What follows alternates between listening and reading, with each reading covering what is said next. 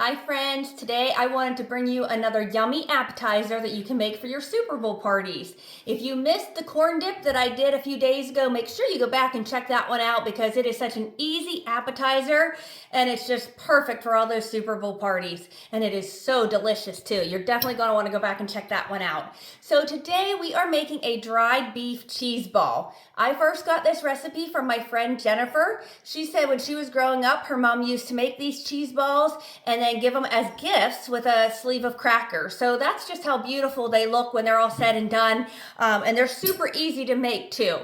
Now this recipe makes 2 nice sized cheese balls.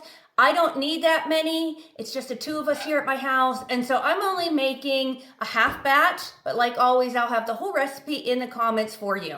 Okay, so for the half batch, I have 1 8-ounce block of cream cheese in my bowl here. I want to add about a cup of cheddar cheese.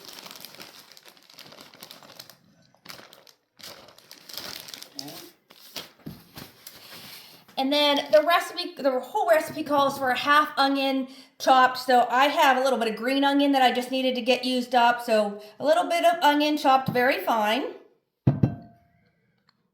And then you also want dried beef. Now the whole recipe calls for a whole package. Sometimes this comes in a jar, sometimes it comes in a package like this. So I'm using half of this package. I have it chopped up pretty small here. I'm just gonna add that right in there.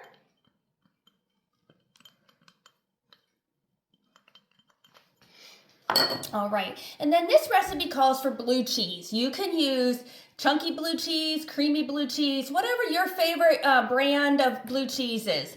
So when I make the whole recipe, I usually add about 1/3 cup blue cheese. You can add a ton more. It's a cheese ball. You really can just squirt whatever in. There's no real measurements, but I usually use a 1/3 cup when I'm making the whole batch. So I only needed a couple tablespoons for the amount I'm making. I was at Walmart, I had a bottle of blue cheese in my cart, and then I thought, that's silly. We don't use blue cheese on salads and stuff, so I only need a couple tablespoons. It's silly to buy a whole bottle of blue cheese that's just gonna sit in my fridge forever. So I went over to the deli and I found this blue cheese dip. I think this was 42 cents, and I think this is about the perfect amount. Of course, I said I usually add a 1/3 cup, so I'd want a half of a 1/3 cup. So I think this will be perfect. But I think when my friend Jennifer made this recipe and her mom made this recipe, I think they did a lot more. So you can just do whatever your family would like. And don't worry, like I said, I'm not a big blue cheese person, but you don't taste it in this dip with the dried beef and all the cheeses and everything. Now we're just going to mix this all together.